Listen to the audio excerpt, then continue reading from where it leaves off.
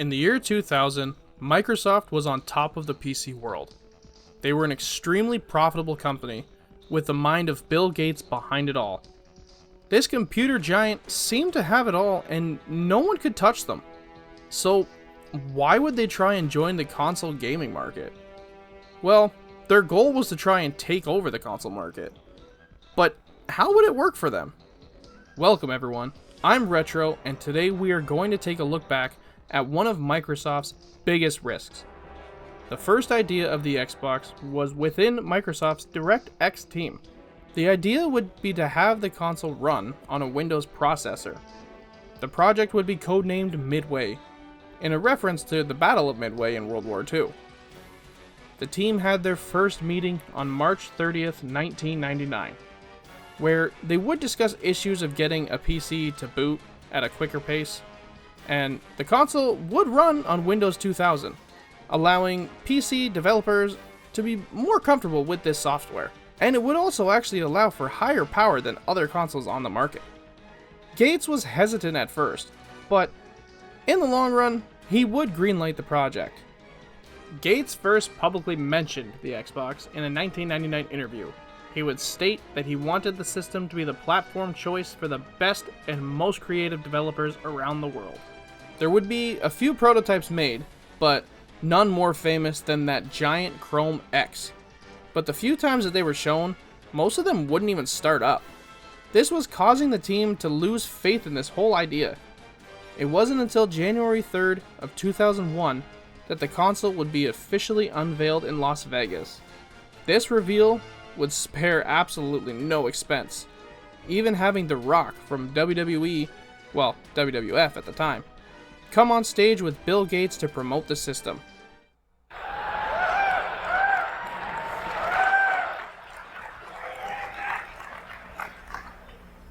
That's fascinating. That's fascinating. Yeah, I might want to use that sometime, Bill. Well, thanks, Rock. And it really is an honor to have you here.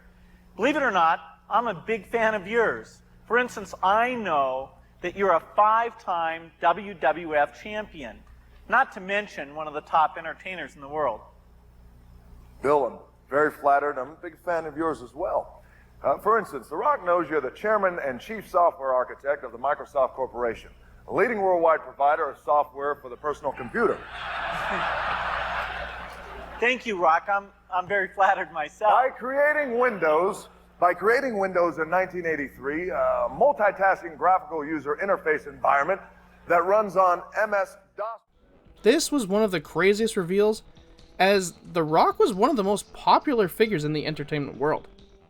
It was also kind of weird, as neither man's character actually fit well together. It looked like the captain of a high school football team was being forced to hang out with that computer nerd by one of the teachers. Yeah, it just wasn't good. In that showcase, many launch titles were shown, but none more anticipated than the one.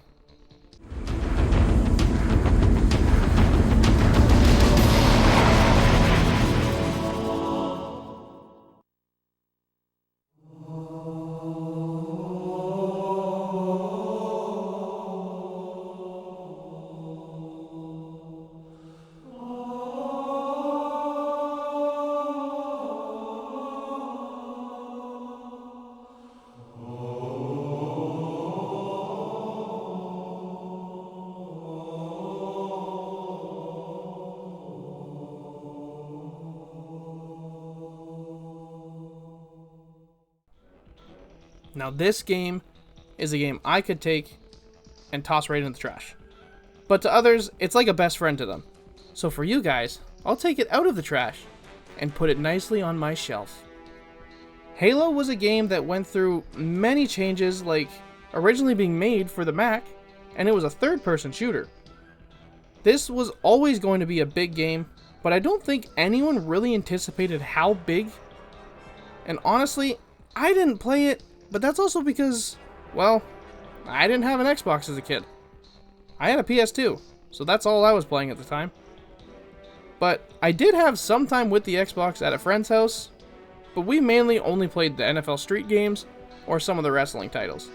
Many people walked away from this reveal with a lot of excitement, But by this point, the PS2 had actually already been out for 3 months.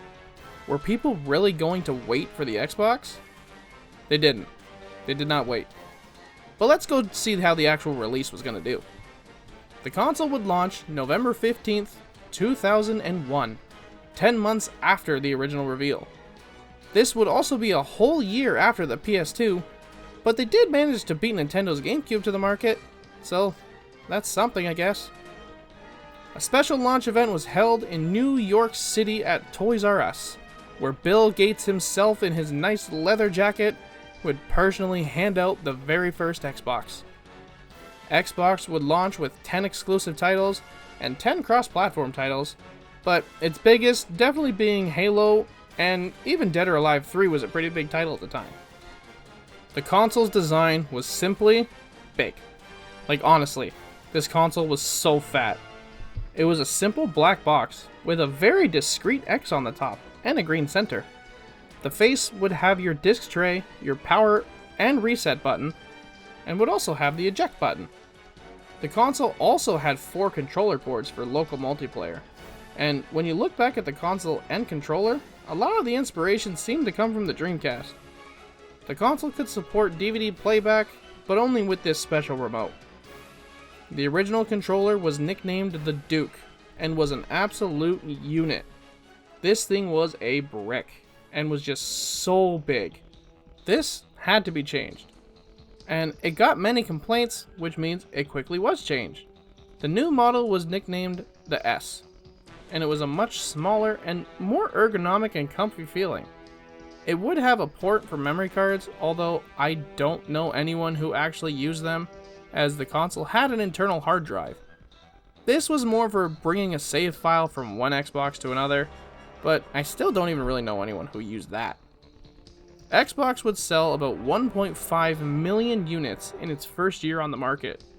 Not bad for a newcomer, but they still weren't breaking any ground to catch Sony. Xbox seemed to be starting from behind, but they had something up their sleeves, as on November 15th, 2002, Xbox would launch Xbox Live.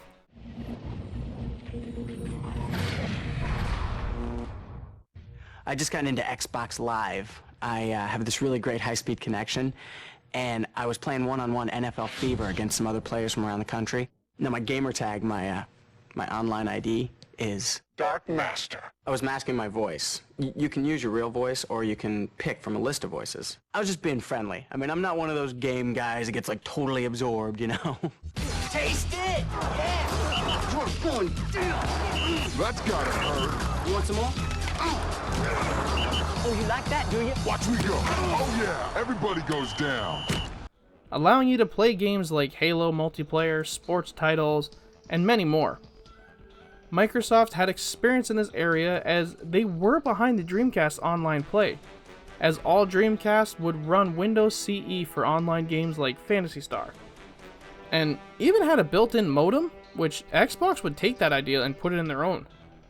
And it quickly grew in popularity, as in 4 months, Xbox would have over 350 million users, and by July 4th, it would have reached 1 million. Now, Microsoft did actually lose money on their consoles, and not a little bit either. They lost over $4 billion. The console was just not cheap to make, and you could even say that had this been any other company, they never would have made another console. But Microsoft had the money, so why not go for it? Microsoft would stop production on the Xbox in 2005, as they would launch the Xbox 360, but would continue support on the original Xbox Live for about 5 more years. It would only end in April 15th, 2010. The Xbox would sell around 24 million units, of course losing to the PS2, but they beat the GameCube, so again, good on ya. In my opinion though, I feel like Xbox didn't do so well because they seem to gear it towards PC players, but I mean, PC players, if we know anything about them now, they weren't going to switch to a console no matter who was making it.